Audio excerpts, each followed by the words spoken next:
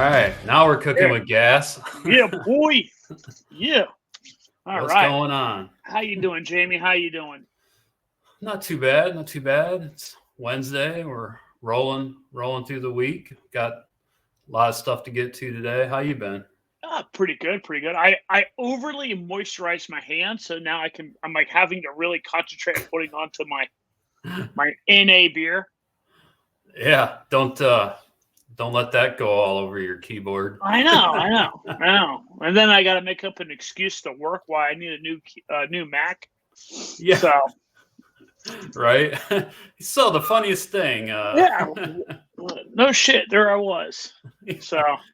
All right. Well, let's jump right in. I want to start with Canal Corridor 100 today. And the reason why I want to start is because a friend of ours, a friend of the pod, she did really well at Canal Corridor, and she's a hell of a runner. So this doesn't surprise me at all. No, look at that. So Canal Corridor is in Akron, Ohio, and it takes place on a towpath, right? Crushed, is it crushed limestone or? Yeah. Yep. Yeah. Flat, fast, and scenic. And it starts, let's see, finishes in Akron at the Mission Falls Brewery. So I think they go south for 10 miles and then north. So that's the first 20 miles back to the start, finish. And then they go 40 miles north and then 40 miles back south. So it's like a double, or it's like an out and back and then an out and back. And let's see here. Let me pull up the results.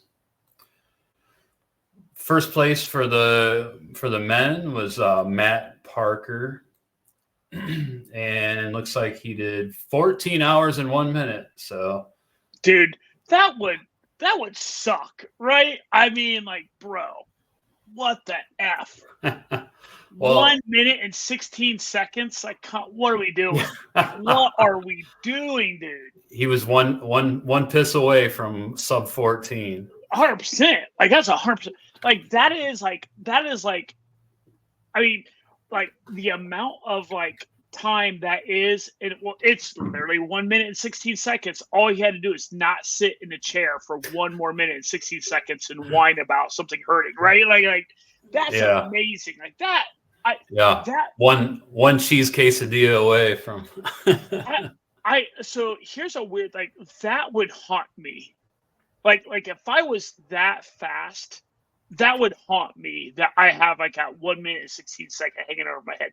Quite frankly, even at my level, right? Like if I ran something and I finished in like, 28 hours, 1 minute and 16 seconds, it would forever haunt me that I was like, son of a bitch. I was that close to getting under 28 hours. Like that would be nuts. That would drive me absolutely batshit crazy. Yeah, no, I get it. And by the way, that is an 8 minute and 25 second pace for 100 miles. That dude is getting it. That is getting it. I mean, he's from Copley too, which is like up around that neck of the woods, right? Isn't Copley up around? I think so. Yeah. I can't remember Copley. What's weird is I can't remember. Here's what's weird is I can't remember if Copley is Northeast Ohio or Northwest, but I think it is Northeast Ohio. And like weirdly enough, I feel like I can even kind of visually picture the high school colors. Like I feel like they're like black and yellow or dark blue and yellow or gold or something like that. Like you're right. It is about due west of Akron. Yeah. So Copley. I can't remember the mascot, but so he must like run on that Canal Corridor a lot. Yeah. Oh, I would assume.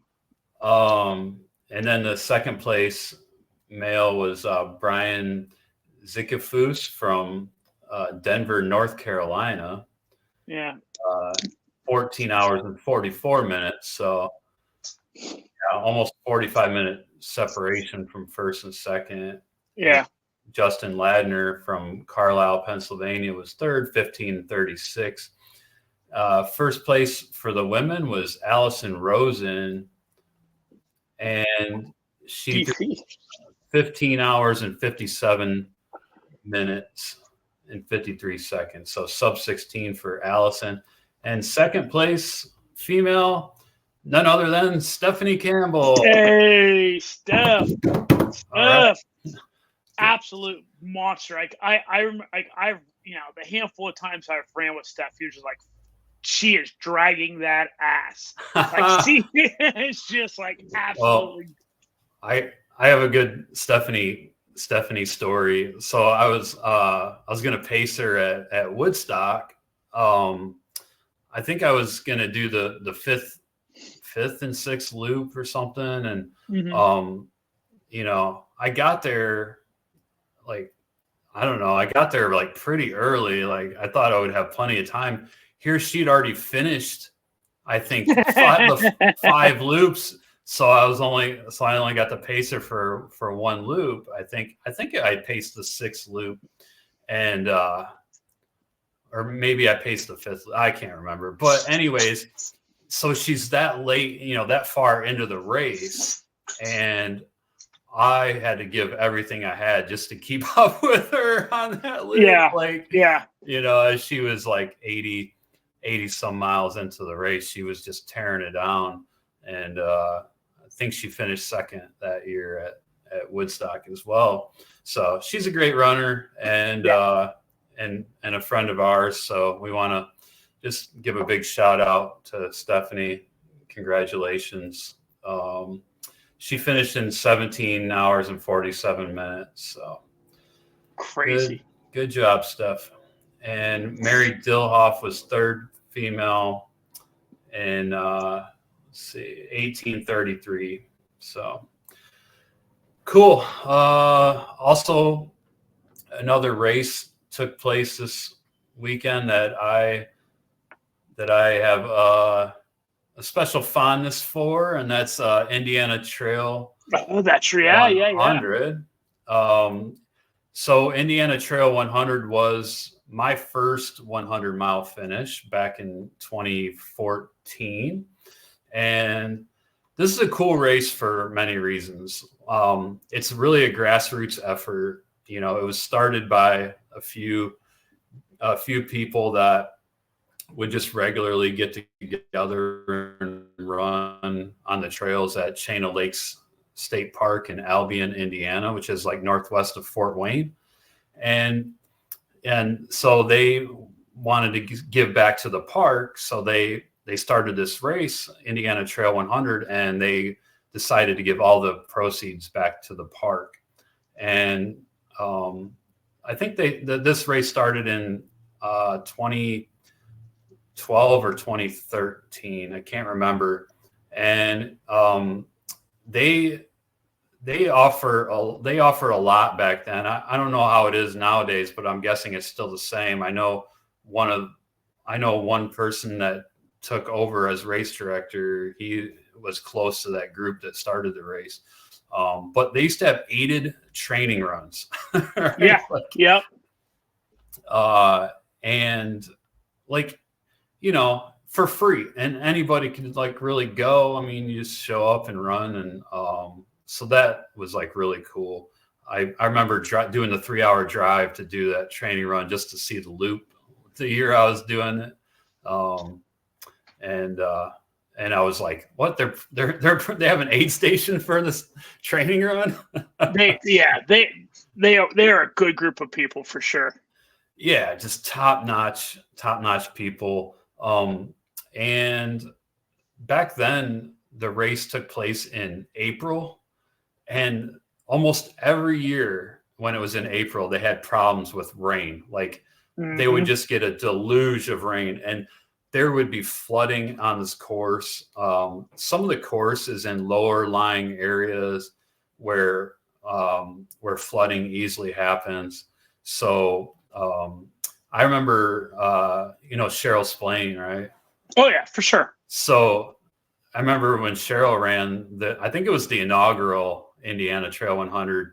It got down into like low 30s at night that year, and it was just raining, and then all of a sudden it was like some snow flurries, but it was so cold, and there was, I think, waist deep water in a few areas that they had to wade through, and in those cold ass temperatures. And and I've heard similar stories about other years, but the year that I did it, it was in April, and we had perfect weather. Like, it had dried out throughout the week. I got really lucky. But anyway, since they had so many problems with the rain, they moved the race to October, and it just took place this last weekend. And the course has changed over the years too. It was 6 loops. And then they built some trail, I believe, and they added some distance. So they made it 5 loops, I believe. And now, correct me if I'm wrong, but I think it's like down to 4 loops now. Dude, I'll be honest. I've kind of like, I went out there one time a handful of years ago to pace Scott Love. I went out there to pace That's Scott like my Love. favorite pace story ever too. and fuck, dude, like I fought for my life on that night. And so but anywho, I honestly have kind of lost track of that. You know what I mean? Because like you said, I know they changed from the spring to the fall, and I think they've tweaked that course. Interestingly enough, we're just talking about Steph's husband, Sheldon, fucking loves that race. Like, that dude, we could have him well, he's on. throwing down sub 24. Yeah, he has crushed that course. But I have kind of lost track of what it is now. So I don't know. It was a weirdly hard race. Like, not hard, but like it would be a race that'd sneak up on you just because it was cold and rain and wet and just the canter of the course. Yeah. But I can't remember. I don't know what it is now, to be honest with you. Yeah. So and the year I did it, it was like there's like hardly any elevation gain. I think 5,000 or 6,000 for the whole 100 miles. And then they added in some elevation gains. So I think they are up around like 9,000 or 10,000 feet now. I'm floored that they managed to find that amount of elevation gain out there. I mean, that's just a guess. Yeah. It is extremely flat. But it is I will tell you this: if you want to run a race, if you're in the Midwest and you want to run a race that gives a ton of money, like a ton of money back to the park, if not all the money back to the park. Yeah. And it's just amazing to the runners and the crew, the pacers, I mean, like, I shit you not, that group of RDs has got to be in the team photo of best RDs there is. I mean, it is a really good group of people there. Yeah, they're awesome. I completely agree. And it's a great first time 100 miler. For sure. If you're 100 mile curious and you and you want to dive in, it's great for several reasons. One, it's a loop course, and the logistics are super easy for crew, right? Yeah. There's ample parking. So, crewing in that race is relatively easy. And I can't say enough great things about it. And the park is so on board with this race that they even made like these wooden posts that are along the course that say Indiana Trail 100 and stuff. Yeah, so. It's a weird kind of thing where like I would not at all be surprised. Like it would, and like, by the way, what I'm getting ready to say, it's not a thing, but I would not be surprised if it was a thing. That this park was probably on like the brink of just being uber irrelevant and being the way of the dodo bird had this race not come in and just like revitalized it, because this race they do a great job at like taking care of it. And oh, by the way, like they do a ton of training runs out there. I will say that course can get pretty tore up. Like they can tear it up pretty good, but this group does a really good job of going back and like taking care of the course again and like making sure it's like, okay, we beat it up pretty good. Let's go back and like fix it and make sure it stays good. I really do. I really like these RDs and this race as a whole. Yeah, I agree. And it is a Western States qualifier. Yeah. I did add up the mileage on this trail table, and I'm showing a little over 25, I think. So, so it must be a 4-looper now. Yeah. So that's cool. Yeah, it is. It is. It is so funny because I don't know if I'll full disclosure, I don't know if I'd ever run that race, but I promise you I will pace or crew anyone that ever wants me to go out there and pace and crew with them. I'm like that race. I like that one night of pacing love. It scarred me for life of ever running this race. Yeah. But I love this race so much. I would gladly go out and volunteer, help, crew, pace, or whatever. It is cool. So I'm looking at the results here, and the trails are non-technical as well. You have like some grass trails. You have some single track. You go by the few lakes. There's a lot of lakes there. It's Chain of Lakes State Park. So, it's a great first time 100. This only has let's see, it doesn't look like 75 and 50 mile. Yeah, it doesn't look like the 100-mile time during yet.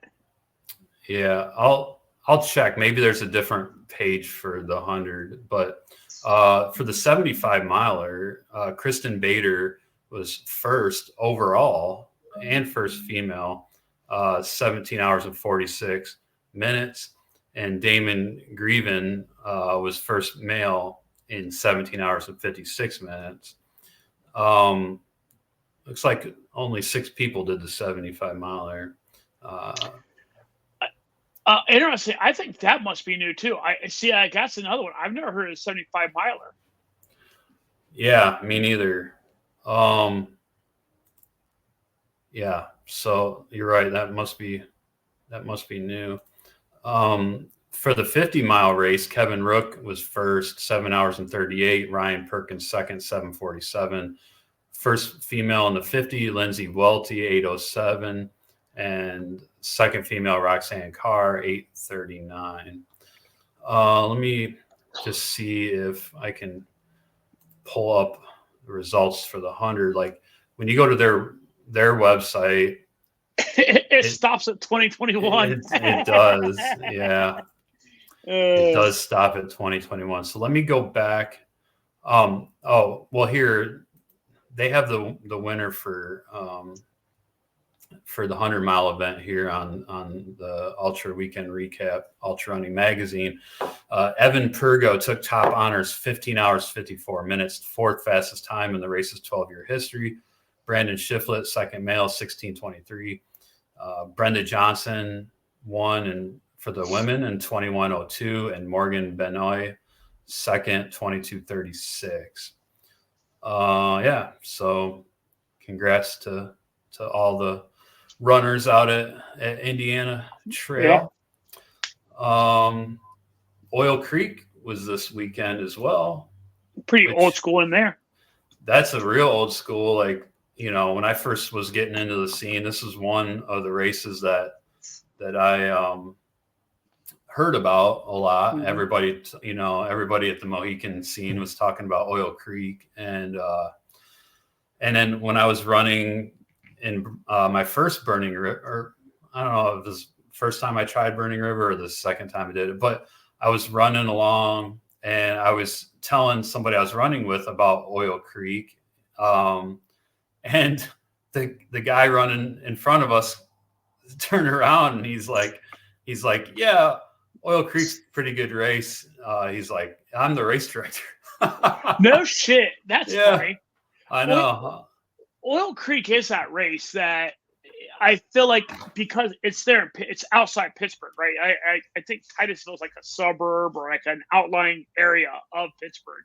So because of that proximity to like Northeast Ohio, it is an interesting thing that you'll get that bleed. Like I remember running Yahtzee years ago. Like I can't remember when I ran Yahtzee, and the amount of people that had also ran Oil Creek at that race was astronomical. It was weird. This is what's funny. If by any wild chance that Pete or Chaz are listening, they will. My mind is kind of permanently scarred of Oil Creek, because we were up at what is the 100K up in Finger Lakes area that Chaz ran half? Broken arrow, broken stick, broken limb, Twisted branch. Twisted branch. That's what it is. You're in the right ballpark, I guess. So Twisted Branch, right? I will never forget. We're up at Twisted Branch. We're at the next to last day. We're at the last aid station before the finish line. Dude, there was this guy who would not stop going on about Oil Creek. Would not stop going on about it. Yeah. And Pete and I are just sitting there like, this dude will not stop. I'm trying to remember if Ron was there too or not. Anywho, the nail in the coffin with this guy is that a runner comes in to the aid station that this guy's there to see, and like this guy's like, all right, time for the tradition. Here's your walking poles, and hands him two mop handle. Two like like the mop handles that like you'll see like where it has like the old school, like the big huge wood ones. Yeah. Mm-hmm. He hands him two mop handles that have been kind of cut down to about the size of walking sticks, but they're still very noticeably mop handles with like leather straps through the top of the holes. He's like, there you go. And I'm like, he made his own trekking poles out of mop handles. And it was like some sort of weird tradition that this guy's like, everyone who does it has to. I'm like, that would be miserable as fuck. But like that dude is permanently etched in my memory of like Oil Creek now. Like I cannot unattach him, and those mop handle trekking poles from Oil Creek. Has nothing to do with neither here nor there. But that's hilarious. So weird.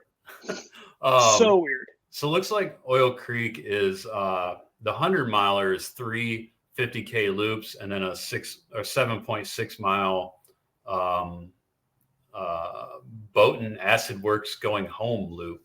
And it's on the Gerard hiking trail between Titusville Middle School and the park office and Petroleum Center. So there's 17,785 feet of gain in the 100 miler. The 100K is 2 loops of the 50K route, and it has 11,010 feet of climbing. And the 50K is 5459 climbing. And there's a 25K as well.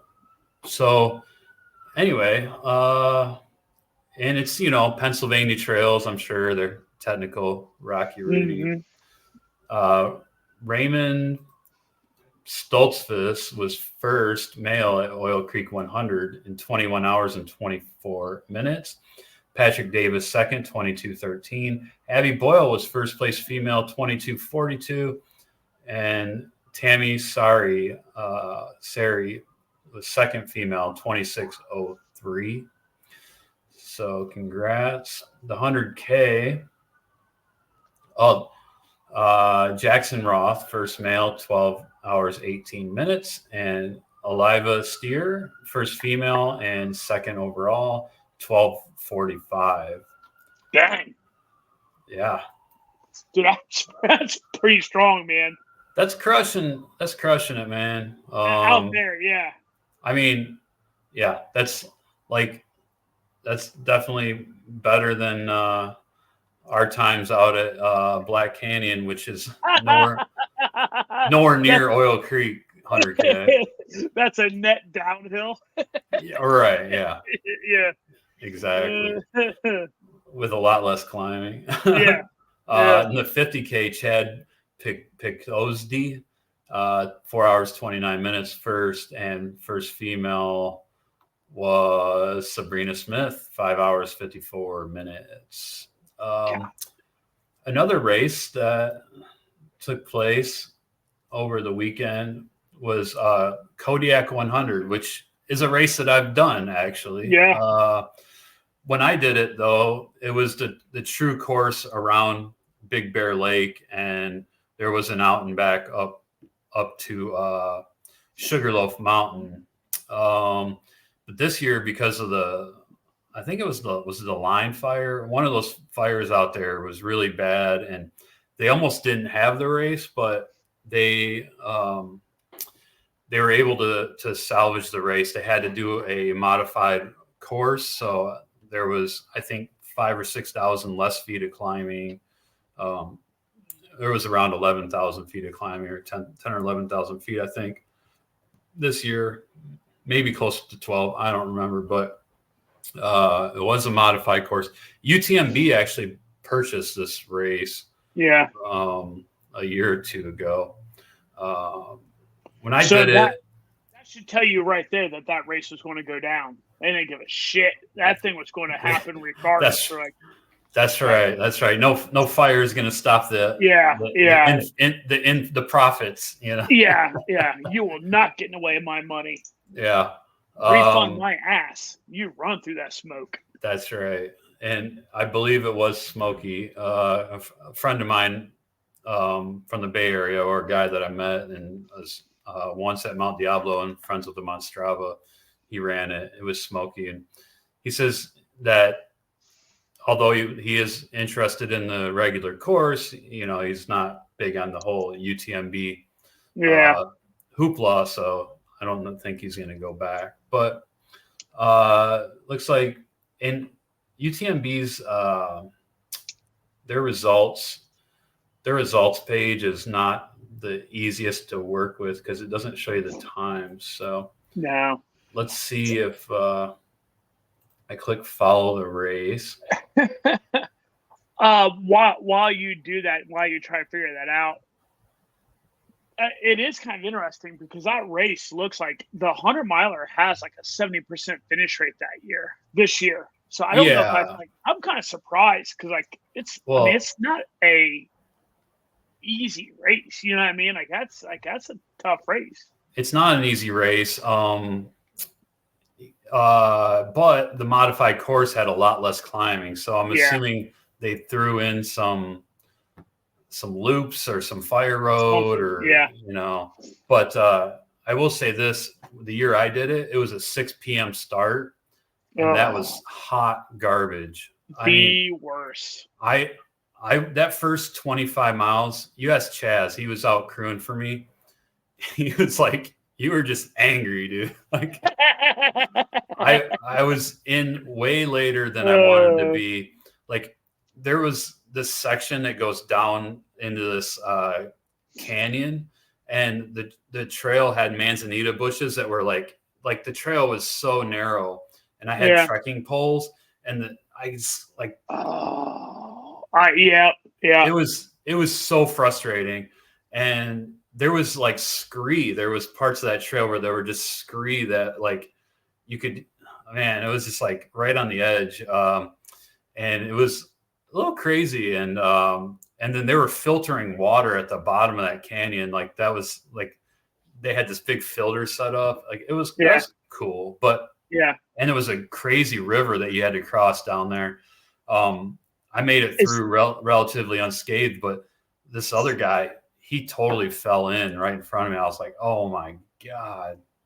Is that river there like right before the 100K mark? No, well, it just depends on which way they do the course. Like, because they do it in the reverse direction some years. But yeah, no, it was at like 20 some mile mark for me. But but anyways, this year I think they did a noon start or a 1 p.m. start. It was something still ridiculous. I don't understand. I'll be like, I don't quite get races that do that. I don't know. Like, I don't. Well, I mean, the worst part is it makes you go through 2 nights. 2 nights, yeah. Why do you think races do that?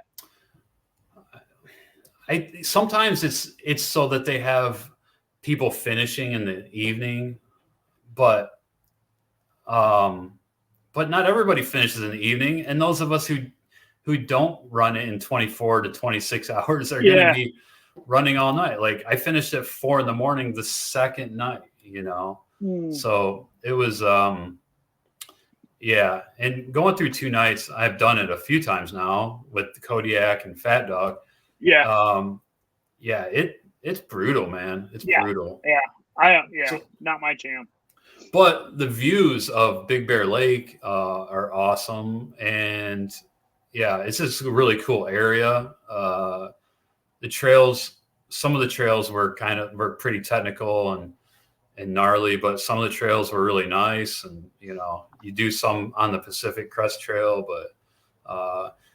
but it's a cool race. But I mean, it's a one and done for me. I'm not going back.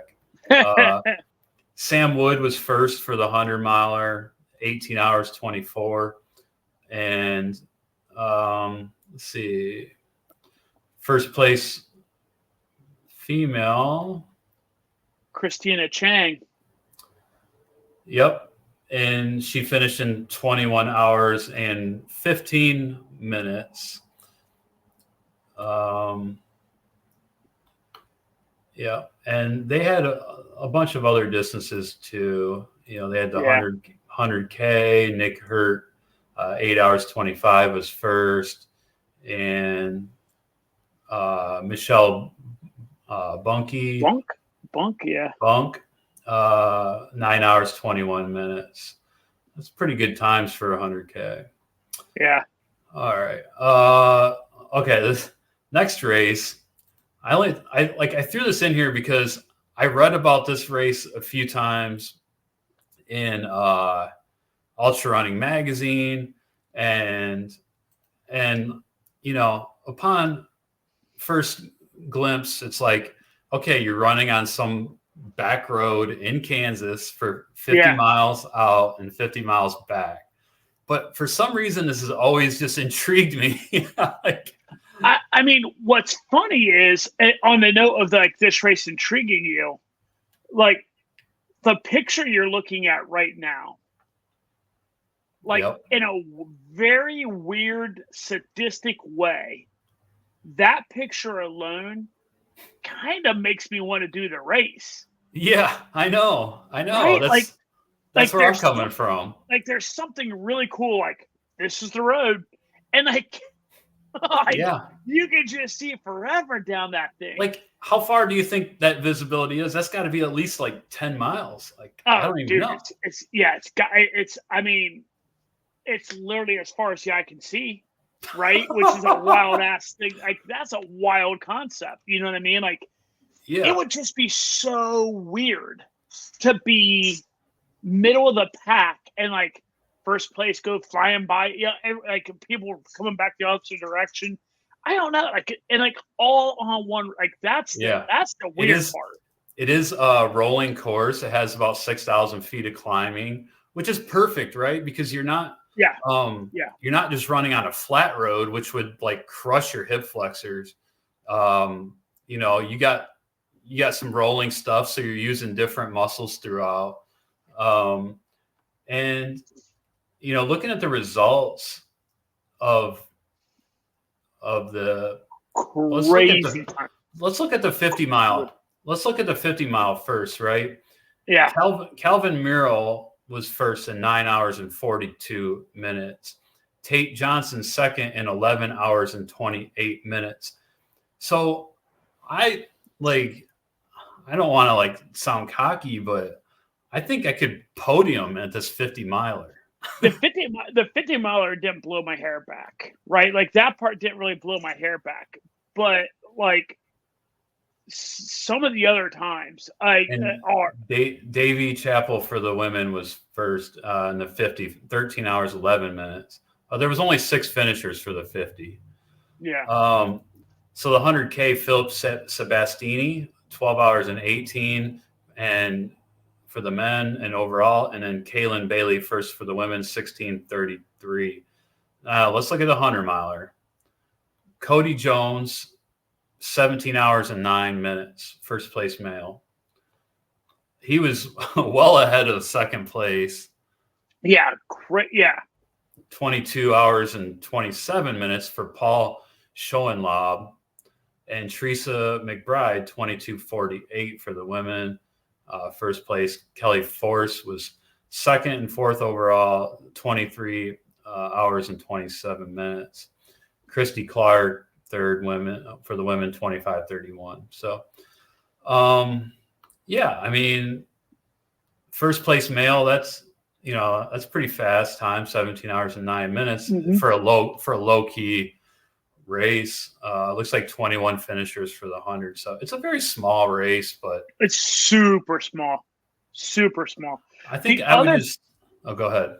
I would say it is funny because like I'm thumbing around on their photos now, and like it does get off road more than I thought it did. Oh, really? Yeah, like there's a photo of a dude that is like I don't know if he's just dipping in to cool off, but there's a picture of a dude in a creek. Like, well, here's a guy running with a bunch of cows crossing the road. Yeah, that lightweight reminded me of Black Canyon. And here's a nice shot of the rolling hill road. Oh, what is that? There, yeah. It must have been hot. Maybe that's the reason why the times weren't like crazy fast. Maybe. Well, so this in a weird kind of way reminds me of what we were talking about with the Nebraska race, right? Like, dude, the wild thing about out in these, like the wild thing about the prairie, that like what is it? What is that neck of the Great Plains?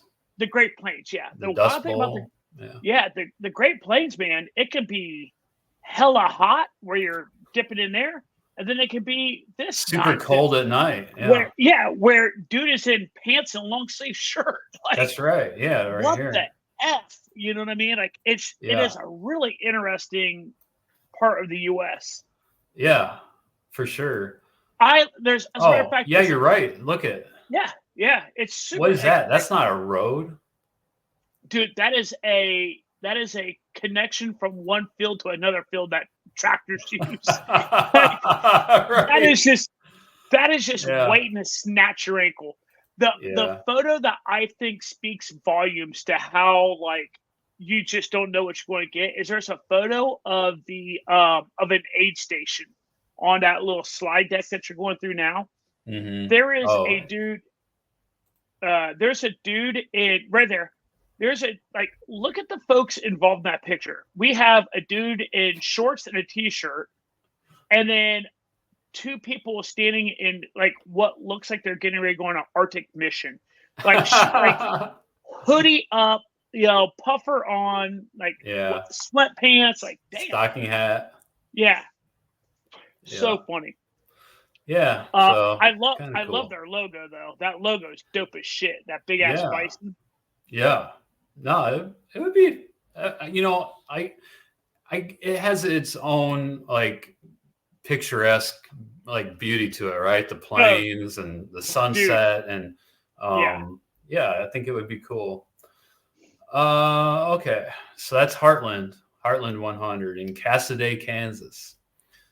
Let's talk about Ultra Trail Gobi, right? Ultra Gobi is a stage race out in I believe it's a stage race. It's in the desert in Western China, the Gobi Desert. And the reason why we're talking about this race is Bryon Powell from iRunFar he ran the race and set the course record in 68 hours and 59 minutes and 40 seconds.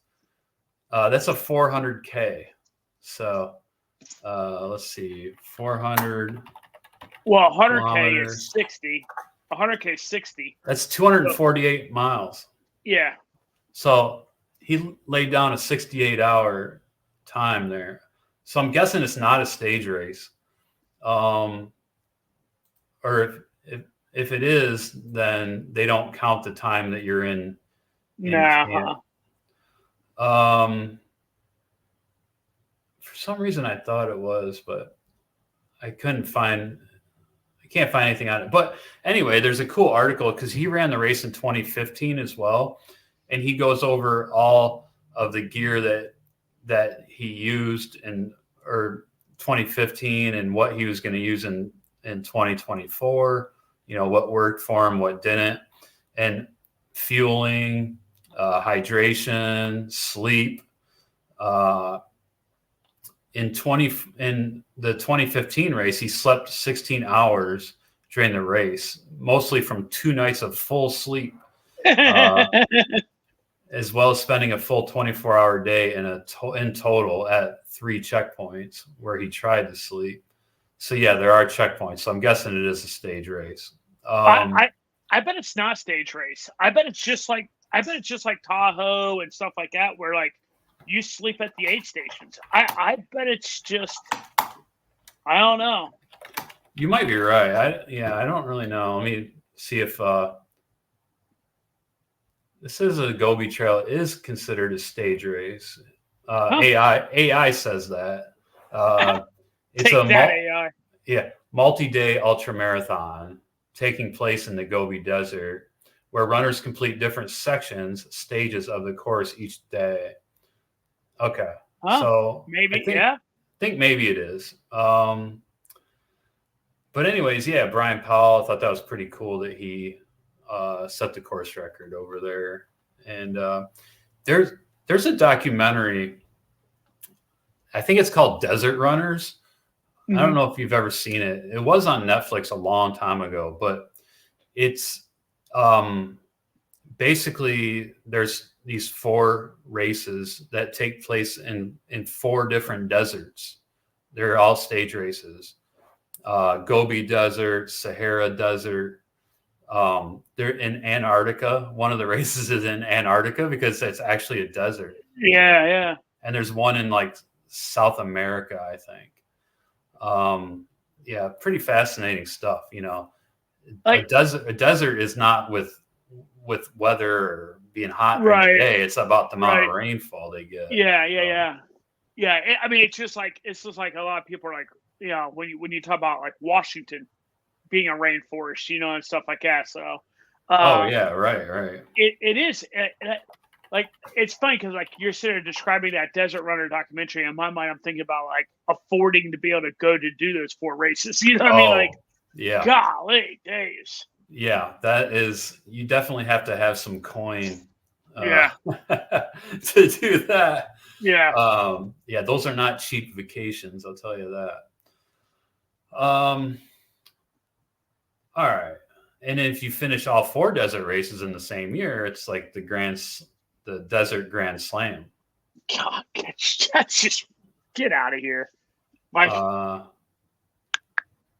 Yeah, I don't know. Let's see what else we got.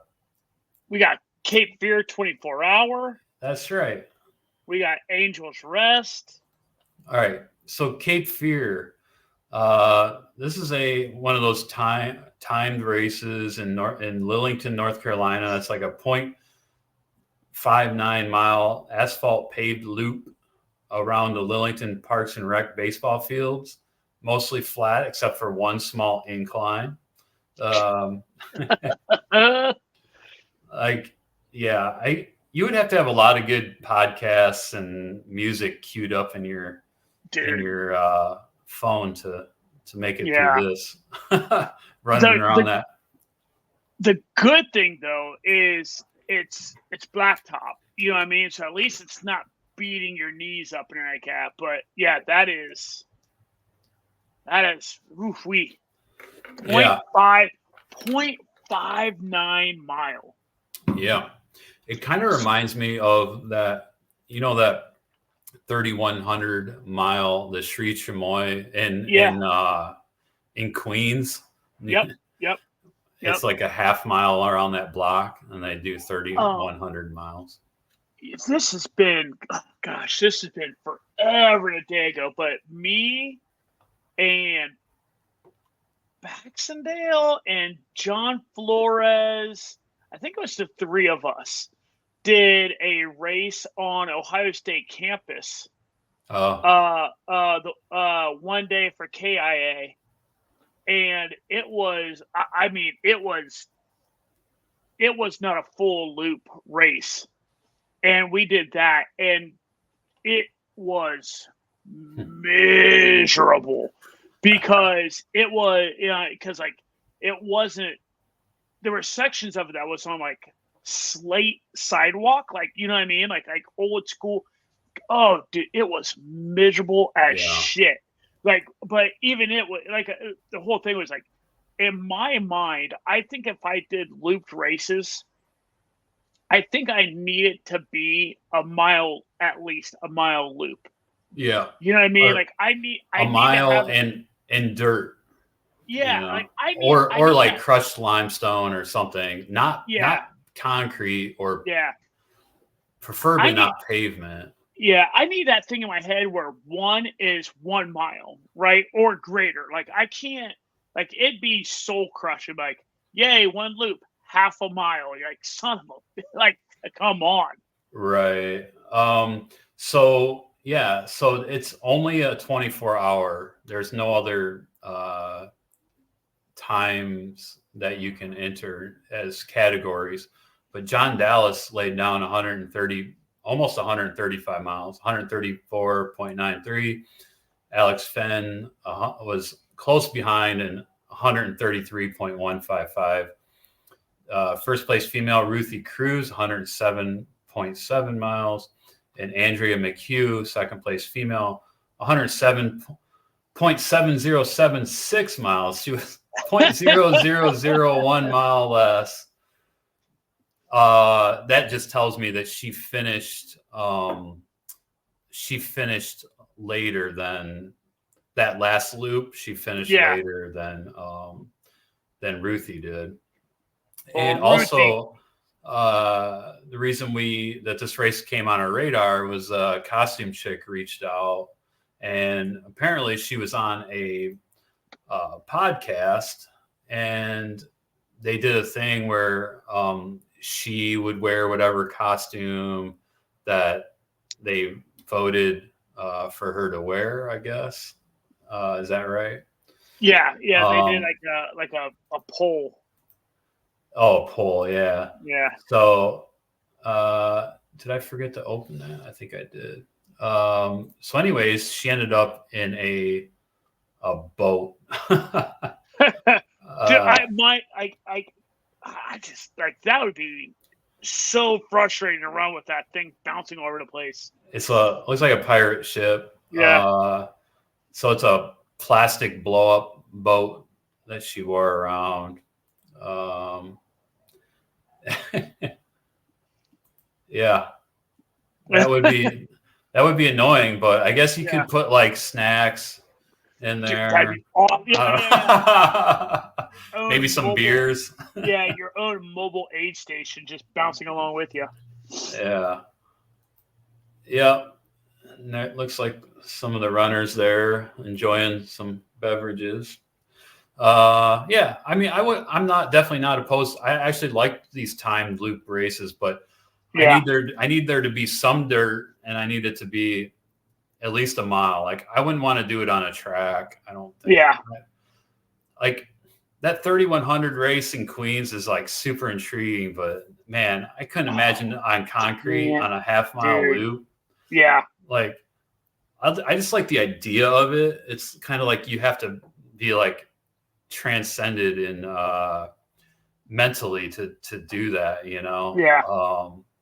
I really like that race, following it and stuff. But anyway, there's a great documentary about that race too. It's called Run and Become, I think. Yeah. 3100 Run and Become or something like that. It's really cool, and it touches on a few other things as well, like some Native American runs and spirituality behind it. So very cool. Yeah, great job to everybody out there at Cape Fear. Let's see. We also have Angels Rest 50K. And one reason I wanted to talk about this race is because, well, it's in an awesome area, the Cascade Locks. Beautiful, in Oregon. Just a stunning area there. And it's the inaugural year for this race. So it's a 50K. It's in Cascade Locks. Guess what just made it to my list for next year? Yeah. This race is beautiful. Like I'm thumbing around on the website. It is amazing. Yeah. Christopher Jones was first male, 4 hours 26. Eli Nixon, second male, 4 hours 27. Ashley Fiegel, 5 hours and 9 minutes, first female, and Tracy Steele, second female, 5 hours 40 minutes. They got some other pictures on their website, or? Yeah. The other thing that's really kind of funny about this race is, so the 50K, right? What this race is essentially it looks like it's like an out and back kind of sort of, or like, like a out, a loop, and back. But so when you look at the elevation chart on it, scroll down a little bit. I'll show you what I'm talking about. Look at that. Oh my God. It's like one big climb. Dude, yeah. So you're gonna have some nice little rolling hills. Like, it's all fun and games, and you're giggling all the way through miles 1 through 8. Like, ha ha ha, this is so fun. Dude. And then the mountain just bitch slaps you right in the face, and you proceed to climb for 12 miles. Yeah, from 8 to 20. Yeah. You get an itty bitty little reprieve at mile 16 and another little reprieve at mile 18. But they are quick. Dude, that race would be then it's an fun. 8-mile downhill. Yeah, that race would be fun as get out. I love Pacific Northwest. I mean, you just can't beat it. I mean, look at these trails, and I know. Oh, it's just beautiful. And like, how it's much not climbing? 6,000 feet. Yeah. Yep. It's not a big mountain. I don't think it's a big mountain. This goes from zero. This 12-mile climb goes from 0 to like 4, maybe 4. So you get 4,000 feet on that one climb. Then you get this rolling stuff that must add up. Just booger miles of like 2K of booger miles down there at the bottom at the first 8 miles. Right. You know what I mean? But like that first picture, it doesn't look it's. I mean, by East Coast standard, that's not technical trail, right? Like, it's just rocky. But what's great is, like, to your point, out there in the PNW, you get that nice also like crushed, like wide trail dirt. Do you think it's 2 loops? Do you think that's why that'd be more than 6? This is the trail along the river. This part right here. Yeah, I think the first 8, you start at that aid station, and then you go out for a while on that trail. Yeah. And then double back maybe, and then go up. Yeah, that must be it's an out and back there. And then maybe when you come back, you finish going the other way. I think so. Like, if you. Yeah, I think Yeah, that's a one looper. Yeah, so this you can definitely tell this is an out and back just by the elevation chart. Right here is the halfway point of that out and back. Yeah. If you zoom in, you gotta zoom in a ton on their map. But if you zoom in a ton, you can see you start way out there in that little peninsula like guy, right? Yeah. You come out, and then I don't know if you go right first or if you go straight first. But then you go out that long out and back, you double right back it, and then you go by the trail you took a left on, and you go straight up. Oh, I see what you're saying. Yeah. It looks like a really cool trail, though, doesn't it? It does. It does. Yeah. Looks like the only cutoff is at mile 21. So at the top of that big ass climb, you got to be there by 2:30. Looks like the race starts at, it doesn't say, I'm guessing 7:30. So a 10-hour cutoff.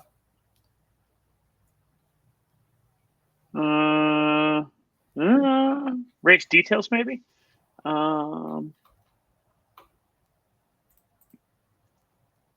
Let's see here. Yep. Race starts at 7 a.m. Oh, so you have 10 and a half hours. That's pretty generous. To get for 21 miles? So, well, it's 7.5 hours to get to 21 miles. That's pretty generous. And you're flying on that first 8. Like, you're hauling ass down that first 8. Yeah, I mean, it's rolling. Which I've been told is the way to do ultras. Like, you burn down the first 8 miles of every race. Burn them down. Yeah. You got to lay it down. That's what I did at Mountain Lakes. I burned down the first 12 miles. And then I walked the last 50K. You know? I heard it works. I heard it works every single time. Every time. Every time. Yeah. What is it? Like 50% of the time it works every time. Sex Panther. Yeah. Yeah. By Odeon. Anyway, yeah. So looks like a cool. Oh, another thing I want to say about like Pacific Northwest. There is some bridges out there that are just awesome. Like, look super at that bridge, cool, right? Yeah. With that waterfall. I mean, man, can't beat it. All right. This other race I wanted to mention for one unique reason. There was only one finisher. The Free State Trail Run race result, 40-mile race in Lawrence, Kansas, another race in Kansas. From that picture there, it looks like a nice trail along a lake. Yeah. Mindy Coleman was first place female, first place overall, 10 hours and 14 minutes. And the solo finisher, according to this. What's up with that, you think? I don't know. Like, I don't know. Oh, I did look at Ultra sign up. There was like 5 DNFs or 4 DNFs. Let's see here.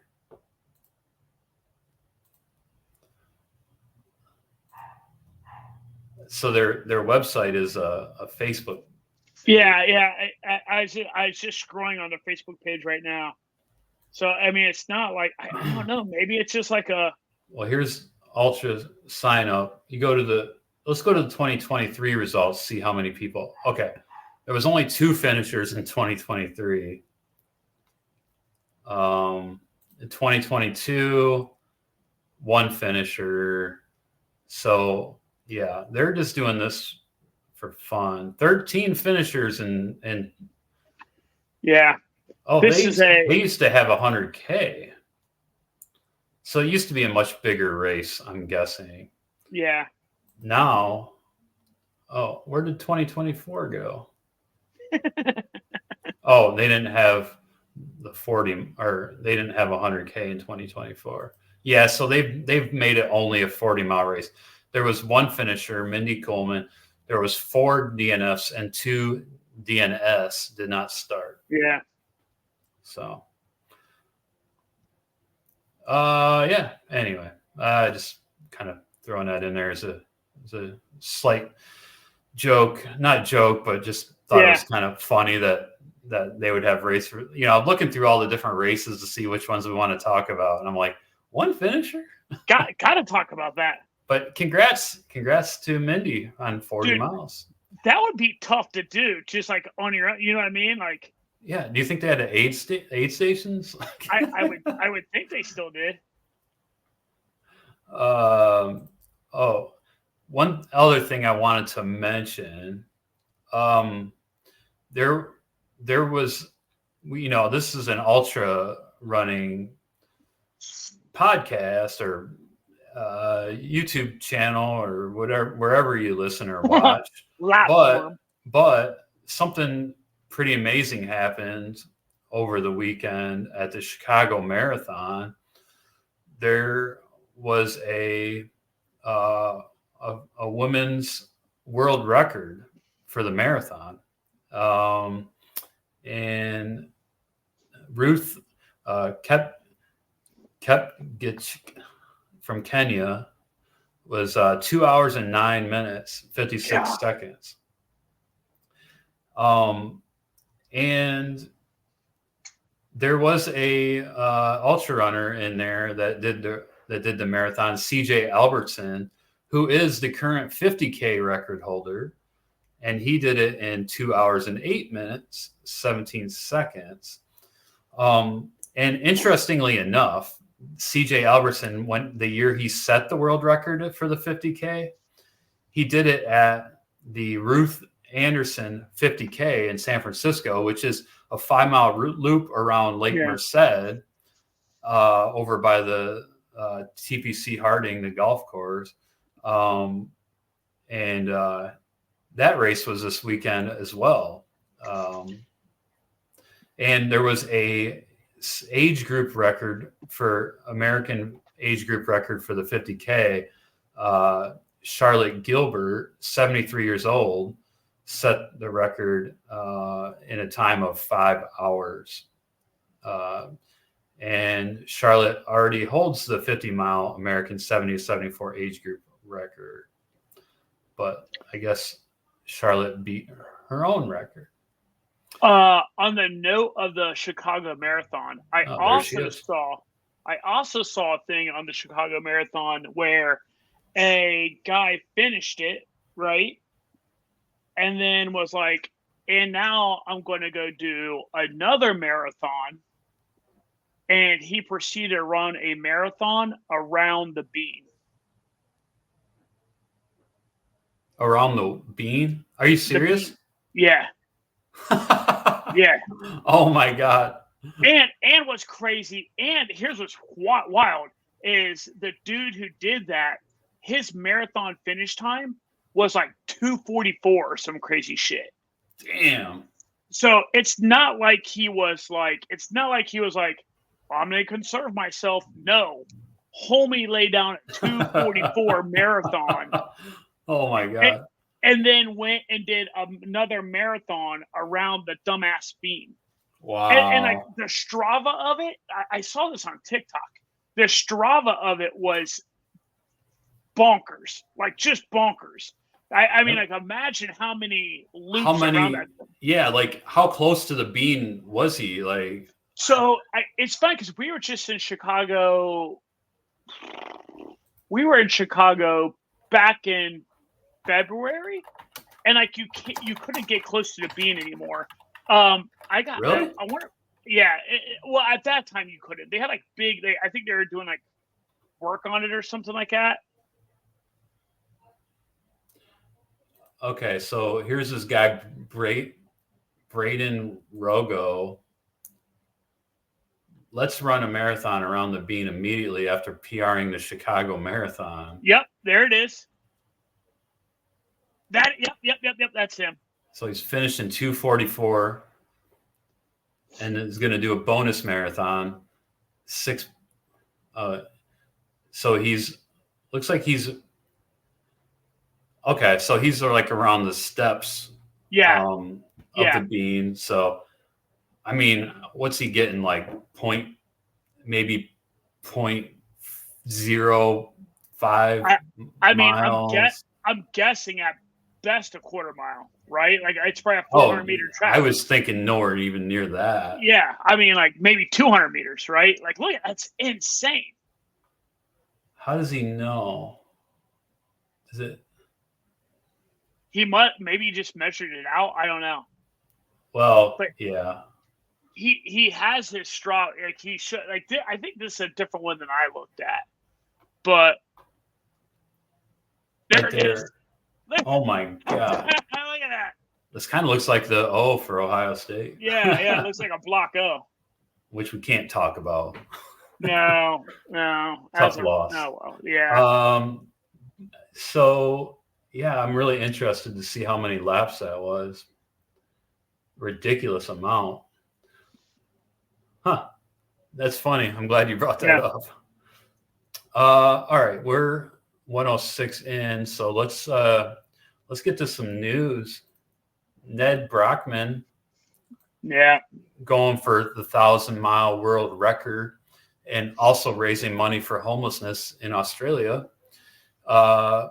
He had a goal of raising 1 million, and he had a goal of setting a world record for 1,000 miles, which was 10 days, I think 13 hours, 10 days, something by the legend Giannis Kouros. Anyway, he did not break the 1,000-mile record, but his raising money went way beyond the 1 million. He raised as of like yesterday or 2 days ago, $2.6 million and counting for homelessness. And he did finish the 1,000 miles. He didn't quit when the record moment came. So he finished in 12 days, 13 hours, 16 minutes, 45 seconds. So 12 and a half days.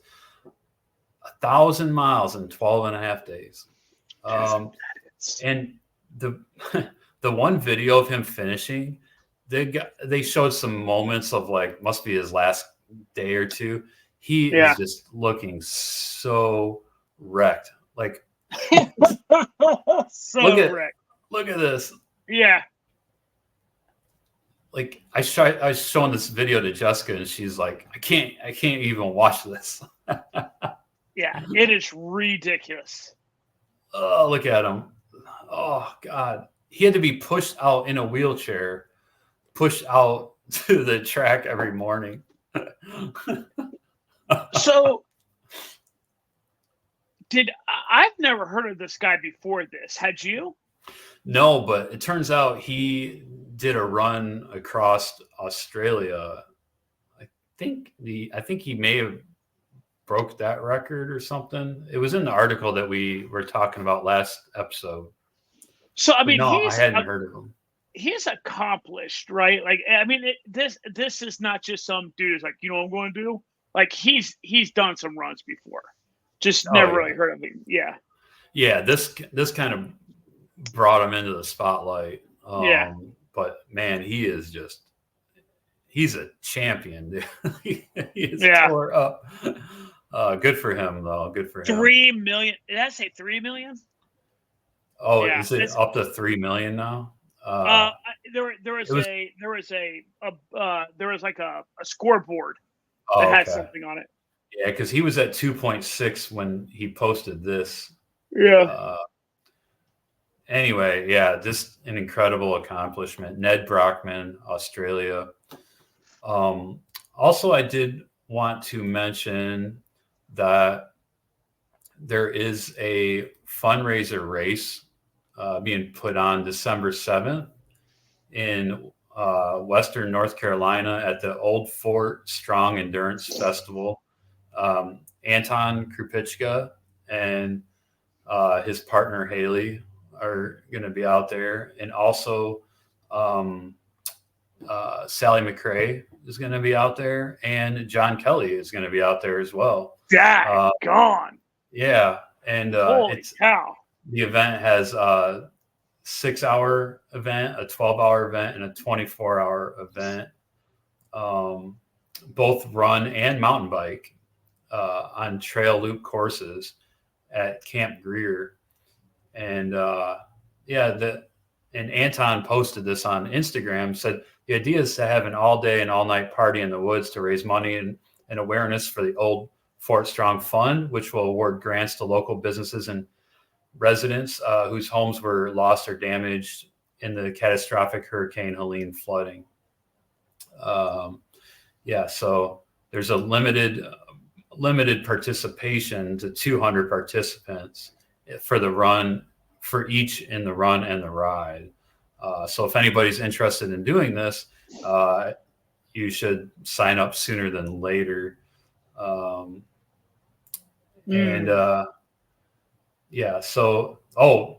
if you still want to participate, but you can't go to that region, there's a virtual option at registration that allows you to become an individual fundraiser for the fund. Of course, simply donating is always an option too. So, man, that'd be pretty effing cool. Yeah, like some of my favorite ultra runners. Literally three of my favorite ultra runners at one event, and that would be really cool. Yeah. So one thing I want to end on is there's always one, right? There's always one. So as this hurricane's going on, Hurricane Milton, there's a news or one of these crazy weather people out doing the weather thing, and it's literally like gale force winds, and this runner goes by. He's out running in the hurricane, and here's this guy right here's the news, like no shirt, just out getting his jog in, right in this hurricane. Can't let the streak die. Yeah. Reminds me of the that one newscast in Portland that one time where it was snowing, and it doesn't normally snow in Portland, and those two runners are like, oh yeah, this is great, we love running in the snow and all this stuff, and they're like, oh yeah, we're good, we're no risk here, and they turn around to take off, and they just like, and the one of them was like wipes out. The woman falls and busts her ass. I always thought that was in New York. Yeah. Oh, it's I love it because she's like Portland. I love it because it's like, oh, it's perfect impact underneath your feet. Right. Yeah, exactly. That video is so funny. Like, I'm sorry. I hope her coccyx is all right, but that is honest to God one of the funniest videos I've ever seen. Like, I hope she didn't break her tailbones, but that is honestly one of the funniest videos ever. Yeah. So this guy running through Hurricane Milton, like Lieutenant Dan in Forrest Gump. Like you said, there's always one. There's always one. All right. Well, that's all I got for today. Do you have anything else, Johnny? I don't. Good episode. Yeah. All right. Well, thanks everyone for listening. And if you're so inclined, give us a rating. Somebody actually, I saw our ratings for, I think it's for Spotify or something. Somebody actually gave us less than a 5 rating. How dare they? What in the world? I think we got 3 ratings, and it's like at a 4.3 or something. So listen here, folks. Come on now. And then did they at least give some feedback of what we need to do to become a 5? Of course not. Just shit on us and left. I mean, I don't know if there's feedback or not, honestly. Like, fair enough. But yeah, if you want to hit us up, we're on all the socials. There's in the show notes to the podcast and the YouTube channel. If you look at the notes, you'll see the links to all of our social media pages. So feel free to shoot us a message, leave a comment, tell us about a race that you want us to talk about. Tell us about, if you are a race director and you want to promote your race, let us know. We'll be glad to talk about it. Give you a little shout out. Yeah. So all right. Do be a good human being. Like, don't if you're a turd, don't come and want us to sing your accolades. Like you got to be a solid. You gotta be a solid human at least. Like, that's criteria. Only humble folks need apply. All right. Cool. Well, thanks again, everyone, and we'll see you on the next one.